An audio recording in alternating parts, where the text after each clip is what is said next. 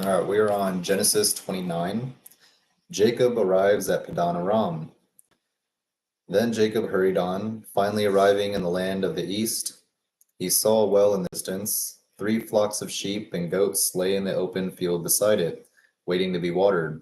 But heavy stone covered the mouth of the well. It was the custom there to wait for all the flocks to arrive before removing the stone and watering the animals. Afterward, the stone would be placed back over the mouth of the well. Jacob went over to the shepherds and asked, "Where are you from, my friends?" "We're from Haran," they answered. "Do you know a man there named Laban, the grandson of Nahor?" He asked. "Yes, we do," they replied. "Is he doing well?" Jacob asked. "Yes, he's well," they answered. "Look, here comes his daughter Rachel with the flock now." Jacob said, "Look, it's still broad daylight, too early to round up the animals. Why don't you water the sheep and goats so they can get back out to pasture?" "We can't water the animals until all the flocks have arrived," they replied. Then the shepherds moved the stone from the mouth of the well, and we water all the sheep and goats. Jacob was still talking with them when Rachel arrived with her father's flock, for she was a shepherd. And because Rachel was his cousin, the daughter of Laban, his mother's brother, and because the sheep and goats belonged to his uncle Laban, Jacob went over to the well and moved the stone from its mouth and watered his uncle's flock. Then Jacob kissed Rachel and wept aloud. They're moving pretty fast. He explained to Rachel that he was her cousin and he was her cousin on her father's side, the son of her aunt Rebekah. So Rachel quickly ran and told her father Laban. As soon as Laban heard that his nephew Jacob had arrived, he ran out to meet him. He embraced and kissed him and brought him home. When Jacob had told him his story, Laban exclaimed, "You really are my own flesh and blood." Jacob marries Leah and Rebekah. After Jacob had stayed with Laban for about a month, Laban said to him, "You shouldn't work for me without pay just because we are relatives. Tell me how much your wages should be." Now Laban had 2 daughters. The older daughter was named Leah, and the younger one was Rachel.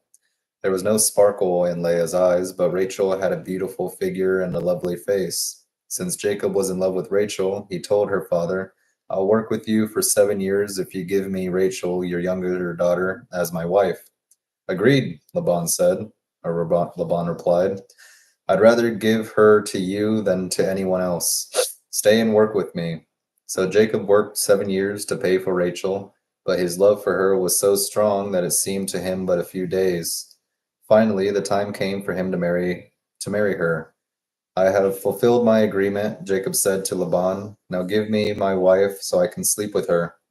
So Laban invited everyone in the neighborhood and prepared a wedding feast. But that night, when it was dark, Laban took Leah to Jacob, and he slept with her. Laban had given Leah Laban had given Leah a servant, Zilpah, to be her maid. But when Jacob woke up in the morning, it was Leah. "What have you done to me?" Jacob raged at Laban. "I worked 7 years for Rachel. Why have you tricked me?" "It is not our custom here to marry off a younger daughter ahead of the firstborn," Laban replied. "But wait until the bridal week is over, then we'll give you Rachel too, provided you promise to work another 7 years for me." So Jacob agreed to work 7 more years. A week after Jacob had married Leah, Laban gave him Rachel too. Laban gave Rachel a servant, Bilhah, to be her maid. So Jacob slept with Rachel too, and he loved her much more than Leah. And he then stayed and worked for Laban the additional 7 years. Jacob's many children. Poor Leah. Jacob's many children. When the Lord saw that Leah was unloved, he enabled her to have children, but Rachel could not conceive. So Leah became pregnant and gave birth to a son. She named him Reuben, for she said, "The Lord has noticed my misery, and now my husband will love me." She soon became pregnant again and gave birth to another son. She named him Simeon, for she said, "The Lord heard that I was unloved and has given me another son." Then she became pregnant a third time and gave birth to another son. He was named Levi, For she said, "Surely this time my husband will feel affection for me, since I have given him 3 sons." Once again, Leah became pregnant and gave birth to another son. She named him Judah, for she said, "Now I will praise the Lord." And then she stopped having children. So Genesis 29.